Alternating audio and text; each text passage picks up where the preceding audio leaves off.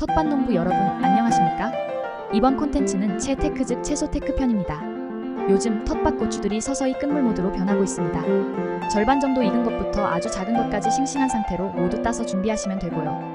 마트나 시장에서 구입한 풋고추가 남았을 때도 간편하게 이용할 수 있는 저장법입니다. 사실 시골에서는 고추 농사 끝물 시점이 되면 이웃들이 자유롭게 따가도록 넉넉하게 내어주는 식재료이기도 합니다. 끝물 고추를 소금물에 삭혀두면 두고두고 밑반찬 재료로 이용할 수 있다는 점을 말씀드리고요. 아주 작은 풋고추부터 거의 익기 전까지 자란 것까지 크기도 다양하고 매운 정도 역시 골고루 섞인 상태겠죠? 설이 내리기 전에 많이 따서 삭혀두실 것을 추천합니다. 매운 고추 일부는 송송 썰어서 냉동했다가 요리할 때 조금씩 이용할 수도 있습니다. 겨울철 입맛 없을 때 곱게 다져서 양념 간장을 만들거나 칼국수 또는 묵밥과 곁들이기도 하고요. 김밥이나 만두 속에 넣기도 합니다. 찬물에 2시간 정도 담가서 짠물을 빼낸 후 갖은 양념으로 무치는 방법도 있겠죠? 이때는 짠물 빼기가 무엇보다 중요하고요. 동치미 담글 때 꼭 필요한 부재료로 쓰이기도 합니다. 개인적으로는 텃밭 시작하기 전부터 개인적으로 항상 관심이 많던 콘텐츠입니다. 깻잎, 콩잎 등을 6개월 이상 장기 저장할 수 있는 최적의 방법이고요. 고추 삭히는 방법은 아주 간단합니다. 핵심 비법은 소금물이고요. 물 2리터 기준으로 소금 1컵 약 200cc, 소주 1컵 비율입니다.